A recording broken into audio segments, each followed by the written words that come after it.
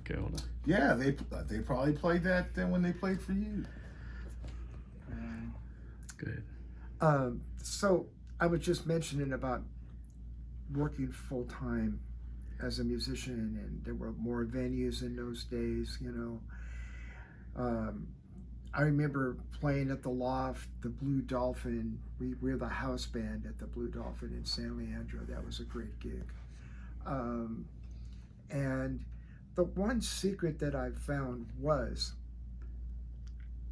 that you had to know what to play for a certain venue and a certain crowd that went there. And you had to be able to control the volume of what you did, but you had to psych it up culturally. So at the Blue Dolphin, we'd do it at a dinner set, which was softer stuff, right? And there'd be people like Ted Johnson, who owned Music Unlimited, there with his wife, and they liked to eat dinner and come in and they swang, danced, and that's a right term there. And we got the start from the restaurant, and those people had money. They were eating, right? So the object was to keep them. So how do you keep them? Well, you play what they want, and then they get into the evening, they drink a little more, and then the young crowd shows up, and it turns into, all of a sudden, we went from like Stand By Me and stuff like that, right? And Moondance to all of a sudden Bobby Brown stuff, and people out there on the dance floor slamming it. They were line dancing and stuff, right? But we got the young people, but we kept the older people there long enough where they couldn't go anywhere. And the next thing you know, there's a line to get in at the Blue Dolphin. But that kind of backfired in a way, because I'm working during the day trying to do stuff like teach, and all of a sudden Bill wants 3 nights instead of 2. And that was really tough for me, because of the fact that I'm trying to start a business and I'm going to school and I'm producing and everything. So we did it, for him. But here's a good ending to this story. So we played at the Sheraton Hotel in Walnut Creek in the lounge. We did really good, but I didn't want to work 5 nights a week anymore. Bill gave us 2 nights a week. Close to home, was beautiful. Knew a lot of the people and everything. This is great. This is what I want to do. So we quit. And so this booking agent books a band in the ballroom, and we'd have the following. They even had our mailing list, right? So what happened was, he got a 7-piece band in there with horns, and they were playing one type of music, and it didn't go over because these people were used to us playing R&B here, and then all of a sudden at 12:30 we went into Twist and Shout by the Beatles, and they just went, I always stacked it up. I always knew the right time when to play this and that, because I learned the hard way. Yeah. Which is like, oh, you're in trouble here if you don't learn this, right? So they said, we want to get you guys back. It didn't work out New Year's Eve, and so we want to know what to do. I said, I'm sorry, man, I can't do anything. He said, what do you mean?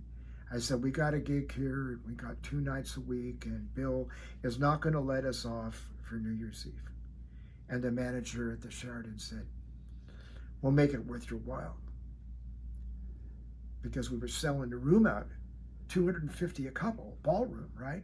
But all of a sudden, these people are pissed off because there's only one kind of music going on. So I said, sorry, man, that's it. So, and then I went to Bill, and he said, you can't do that. These people are expecting you. No, I said, I know, Bill.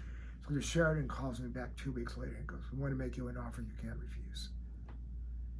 I said, didn't I tell you we can't do it? We got 2 nights a week. We'll give you 2 nights. How many nights you want to work in the lounge? I said, no, I don't want to work in the lounge, man. I'm here at the Blue Dolphin. I got a nice, comfortable gig here, and the boss isn't going to let me. He said, well, how does this sound? You tell me what you want. I said, okay, I'll tell you what. Double everything. Double what you paid us for New Year's Eve. We want the package deal for each person in the band and their wives, which is $250 a couple, right? And then I had a percussion, so that's 5, right? Right? So you go ahead, you're going to double the money, which is what they were paying us. They were already paying us like, I think something like, I forget what it was, 5 or 6 grand or something, because it was New Year's Eve, it always pays more. So I figured that's going to shut him up, man, because I don't want to talk about it. It's not that important to me, right? He calls me up and says, okay, the management went for it. You can have all the above. You can have the double the amount. I said, I forgot something. He said, what's that? The brunch the next day, the morning. Remember, there's a brunch, right? And that was $150. I want the brunch too. He says, come on, Jim. No, man, I'm just saying, we did a good job for you guys, but look, I don't want to jeopardize this gig because I like playing 2 nights a week in San Leandro. Call me a couple of days later, okay. So I went to Bill Peluso, who owned the Blue Dolphin, and I said, Bill, I'm sorry, man. I got to take this gig. It's just too much money, and it's not fair to my band to turn it down. If you want to let us go because we're not going to play New Year's Eve, I think we've done a really good job for you. And he said, you've done a good job for us, man. But, you know, and I said, okay. I said, well, if that means that that's the end of the line, then I got to go. I'm not going to turn this kind of money down. And what does it matter? New Year's Eve, there's so many people anyway. He sat there and was quiet for a minute. Okay, go ahead. Wow. Take the night off. Do your gig, man.